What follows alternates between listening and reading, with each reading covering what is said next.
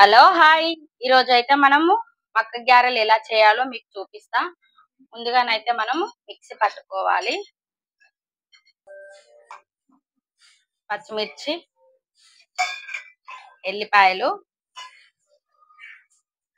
కొంచెం జీలకర్ర వేసి మిక్సీ పట్టుకోవాలి. ఇలానైతే మనం గ్రైండ్ చేసుకోవాలి మెత్తగా.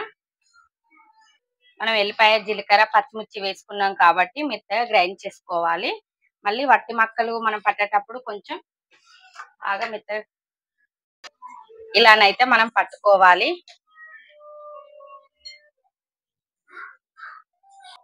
సరిపడా ఉప్పు వేసుకుందాం.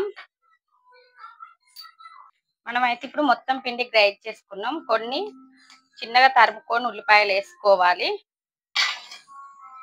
కొంచెం కొత్తిమీర వేసుకోవాలి. మంచిగా కలుపుకోవాలి. కడాయిలు పెట్టుకొని ఆయిల్ పోసుకున్నాం. ఇలాగైతే మనం మంచిగా ఒకసారి కలుపుకున్నాక ఇలా తీసుకొని మనం మంచిగా మనకు మందం కావాలనుకుంటే మందం వేసుకోవచ్చు. కొంచెం పలసగా కావాలనుకుంటే పలసగా వేసుకోవచ్చు. ఇలానైతే మనం తింపేసుకోవాలి. ఇలానైతే మనం కాల్చుకోవాలి.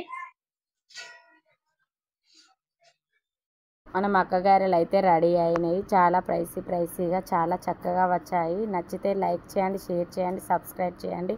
మరిన్ని వీడియోలతో మీ ముందు